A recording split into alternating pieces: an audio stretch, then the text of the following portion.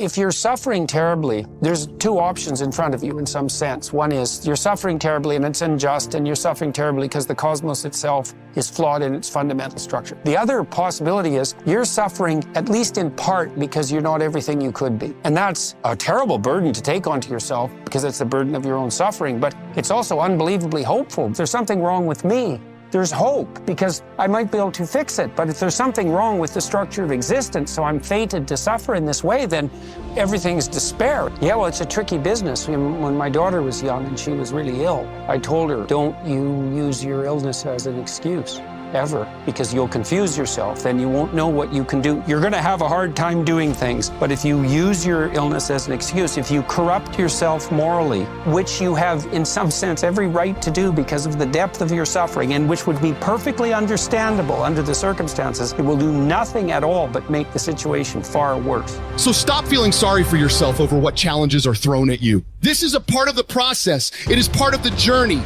How will you ever grow if you never have any pressure? You should be thanking the universe for putting you through this. Because these problems you're having, these are the greatest opportunities to get stronger.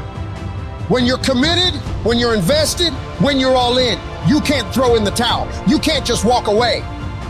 There is only one way to happiness, and that is to cease worrying about the things which are beyond the power of our will. If you were distressed by anything external, the pain is not due to the thing itself, but to your estimate of it. And this you have the power to revoke at any moment.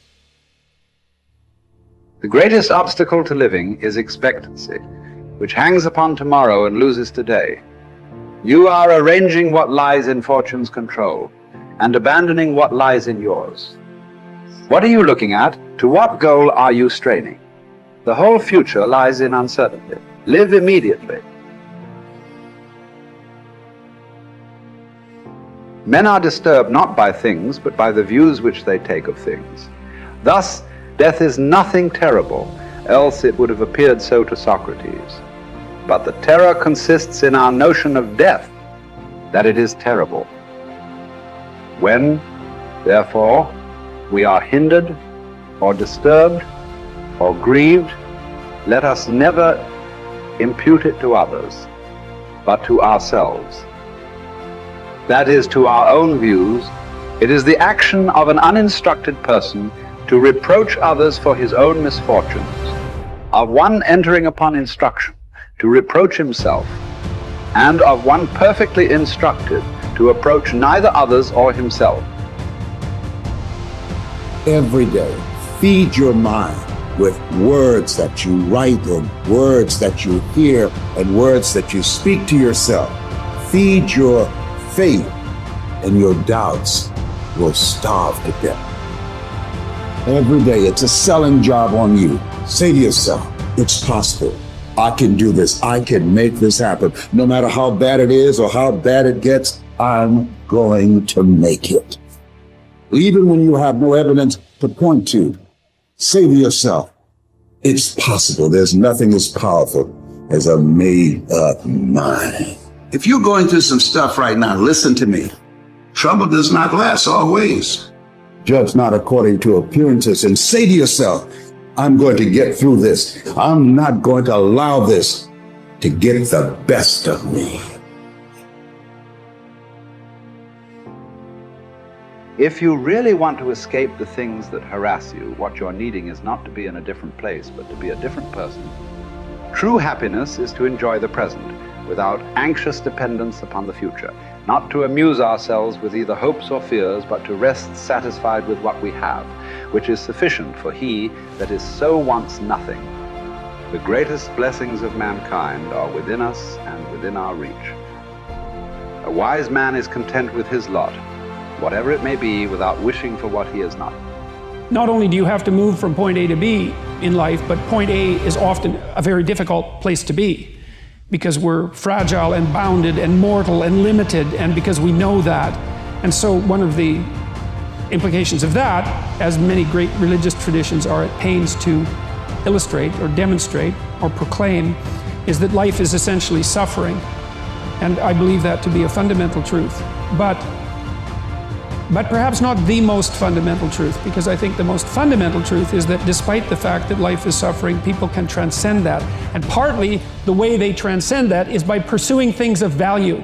And so that if there is no value proposition at hand, then you have no meaning to justify the difficult conditions of your life. And that's brutally difficult for people. You know, Nietzsche said, he who has a why can bear any how. And you see, and I've certainly seen this as a clinical practitioner, that people who have no purpose in their life are embittered by the difficulties of their life.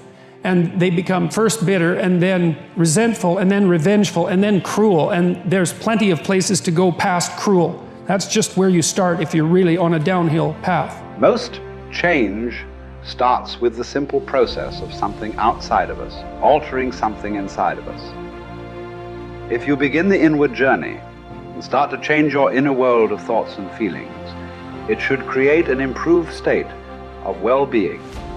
If you keep repeating the process in meditation, then in time, epigenetic changes should begin to alter your outer presentation, and you become your own placebo.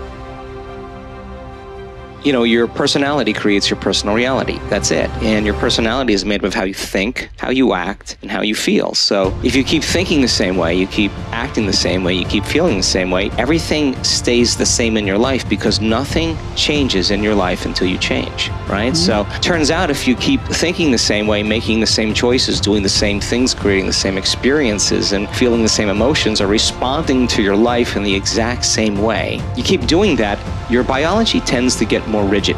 We fire and wire the same circuits, we hardwire our brain, and it only takes a small stimulation or a small thought or a response to someone or something, and like a sequence of thoughts, it just turns on automatically. So your biology, your neurochemistry, your neurohormones, your genes, everything stays the same because you're the same. So crisis and trauma is always the thing that gets a person to really start looking at, how do I really change, right? So we want to tell people, let's not wait for that. Mm-hmm. Let's learn and change in a state of growth and inspiration. So if you keep doing those same things over and over again, the middle life period, we become very, very programmable.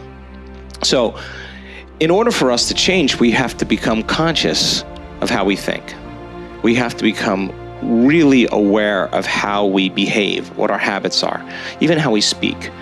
Now, this is a tough one. We have to really look at the emotions that we live by every single day and say, wow, this actually could be unworthiness. This could actually be guilt. But if you're too busy with your cell phone and your social media, and you're too busy with your kids and running around, and your environment can distract you from these feelings. So my interest is to get people to retreat from their lives, right?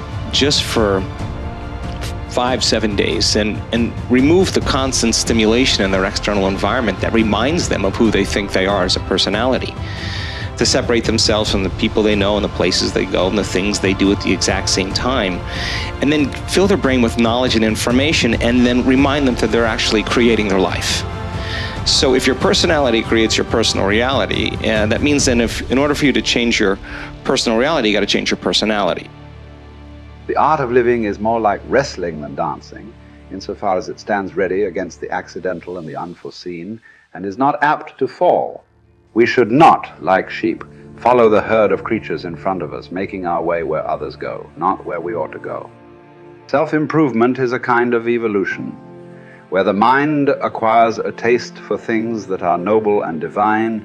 It gradually rises to the contemplation of the supreme good, and becomes at last a living emblem of wisdom, a masterpiece of art. Do not be satisfied with the petty things of life. Aim at something great and noble, and your life will become a shining example to others.